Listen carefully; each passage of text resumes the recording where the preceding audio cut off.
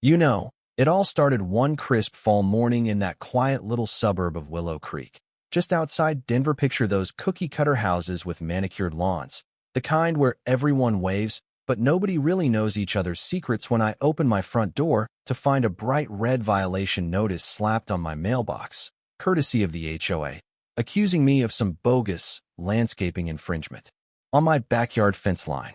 I mean, I'd lived there for years, tending that garden like it was my therapy after losing my job in the recession, growing veggies and flowers that fed the neighborhood kids during summer barbecues. But suddenly, it was a problem felt like a punch to the gut, especially since I knew deep down this wasn't about grass height or paint colors. It was personal, stemming from that old grudge with my neighbor, Elaine, the HOA president who'd been eyeing my property ever since her husband left her, and she started whispering about expanding the community green space right over my land.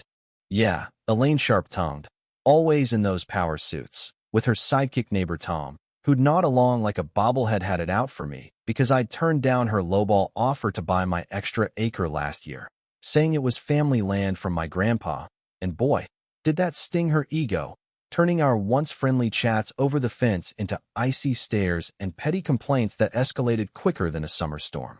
I remember standing there, notice in hand, heart pounding like I'd just run a mile, thinking, why me now? In life was already heavy with bills stacking up and my daughter Sarah starting college, leaving me rattling around that big house alone. It wasn't just the fine they threatened, $500 I didn't have, but the way it dug into my sense of home, like they were trying to erase what made me feel grounded after all those rough years bouncing between jobs, wondering if I'd ever plant roots that stuck. Elaine had power in that HOA board, manipulating rules to suit her whims. Turns out, she'd been nursing this resentment because my garden reminded her of what she lost in her divorce, that big yard she had to sell off, and Tom, her lapdog, was in on it for the kickbacks, hoping to flip properties if they could push folks like me out. That first confrontation hit like a scene from a bad thriller. I marched over to her porch that evening, knuckles white around the paper, and knocked. She opened the door with this smug grin, arms crossed, saying, "Jack, darling, rules are rules. If your fence is an inch over the line, it's got to go, or we'll lean your house faster than you can say foreclosure." I fired back, voice shaking but steady. "Elaine, this ain't about the fence. It's about you not getting your way. Last summer me grandpa built this place with his bare hands, and I ain't letting you bulldoze it for your community project that's really just lining your pockets." She laughed, sharp and cold. "Oh, honey, keep dreaming. The board's on my side, and Tom's got the surveys to prove it. Step out of line, and you'll regret it." Slamming the door so hard the wreath fell off, leaving me fuming on her steps, the weight of isolation crashing in as neighbors averted their eyes, whispering about that troublemaker Jack, because nobody wanted to cross Elaine's iron fist. As the days blurred into weeks, the pressure built. More notices, anonymous complaints about my truck parked too long in the driveway. Even a visit from the city inspector Elaine had tipped off, claiming my garden was a health hazard, with all those bees buzzing around the flowers. I lay awake nights, staring at the ceiling, replaying every slight, feeling like the world was forging me in some invisible fire, bending but not breaking. Those scars from past failures, the layoff, the divorce years, back reminding me I'd survived worse. But this felt deeper, like a test of who I really was. Not just a homeowner, but someone marked for standing up when others bowed. Sarah called from school, worried. "Dad, don't let them push you around, fight smart." And that's when the spark hit.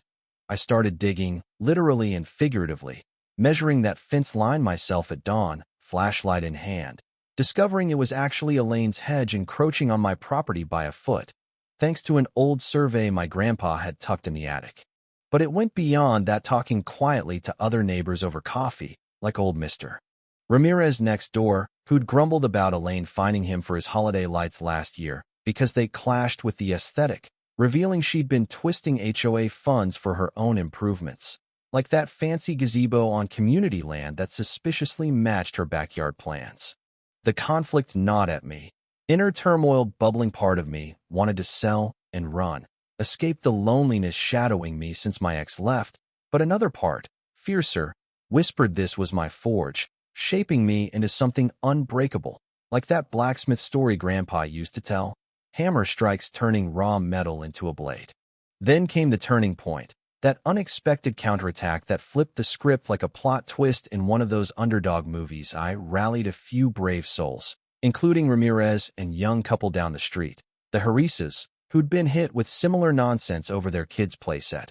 We formed a little underground group, meeting in my garage under the guise of poker nights, poring over bylaws and emails I'd requested via public records, uncovering Elaine's emails to Tom where she bragged. Once we squeezed Thompson out, that acre's ours for the flipping community be damned. Her words dripping with greed, motivated by her financial pinch post-divorce and Tom's real estate side hustle.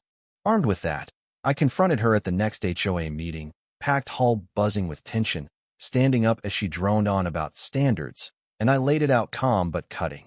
Elaine, you've been playing queen bee long enough. Here's proof your hedge is over my line. And these emails show you're abusing power for personal gain. Step down, or we'll take this to court and expose every dirty trick. The room gasped, her face twisted in rage, spitting back. You little nobody, thinking you can topple me? I've run this place for years, Tom. Back me up. But Tom, sweating bullets, stammered, maybe we should review the docs, as whispers turned to murmurs of support for me. The air electric with shift, me feeling that rush of hidden strength unveiling, like I'd been refined in the fire of all those rejections and delays, not crushed, but empowered. In the end, it culminated in this cinematic showdown at the community center, spotlights from the projector casting long shadows as I presented the evidence on a big screen, mails blown up, surveys mapped out while Elaine paced like a cornered animal, her voice cracking. This is slander. Jack's just bitter because he can't afford to keep up. But the crowd wasn't buying it anymore. Ramirez stood, gravelly voice booming. We've had enough of your games. Elaine, vote her out. And one by one, hands raised, her empire crumbling in slow motion, her storming out with a hiss. You'll all regret this. But the satisfaction washed over me like cool rain after drought. Hugging Sarah, who'd driven home for it. The neighborhood finally breathing free. My garden safe. That weight lifting as folks clapped me on the back, saying, Jack, you did. Idiory, the one who stood tall. It felt like divine reservation. All those slammed doors leading to this open field. Not rejection, but protection from settling for less. And in that moment, under the flickering lights, I saw myself not as the broken guy from before, but as someone marked by fire, resilient, crowned in quiet victory. Yet, as the dust settled and Elaine slunk away, rumor has it she sold her house and moved to Florida. The questions lingered. You know, that nagging doubt. Was it true justice, or just another cycle where power shifts but the game stays the same? With new folks potentially stepping into her shoes, manipulating rules for their own grudges? I mean, the HOA's still there, reformed but fragile, and part of me wonders if my win really changed hearts or just scared them silent after all.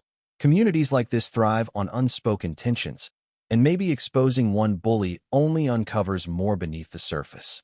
Hey, if this story hits home for you, drop a comment below. What do you think? Was I right to fight back that way? Or should I have just walked away for peace? Share your take on justice in these tight-knit neighborhoods, those HOA headaches, or any malfeasance dong you've faced. Let's chat about who's really in the wrong and how we fix it. Your stories might just spark the next big change.